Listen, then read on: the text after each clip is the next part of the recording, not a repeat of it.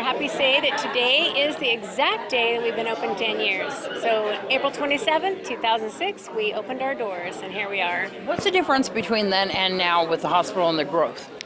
Wow, that's a loaded question. We have gone from seeing basically 5 patients a day to well over, well, we see, we have 25 beds in our 25-bed suites. So that's generally pretty much full almost all the time in our... I'm very encouraged by today, Deanna. We had just a tremendous turnout. All the visitors from the community that came in, the physicians, the board members, the medical staff. What a wonderful way to celebrate Desert View Hospital's 10th year anniversary. Tell me about the difference between then and now. Well, I wasn't here then, but I've heard a number of stories. Obviously the number of patients that are here were pretty small, and the ER, it just started out maybe around 30 patients a day, maybe 5 to 7 5 to 7 patients in the inpatients. Well, now our inpatient side is just about full every day. We've gone from maybe 10,000 patients a year to we're 18, almost 19,000 patients a year in the ER. There's new equipment, almost throughout the entire organization. So the level of care that Desert View is now able to provide to the community, I think is quite a bit different than when it started 10 years ago.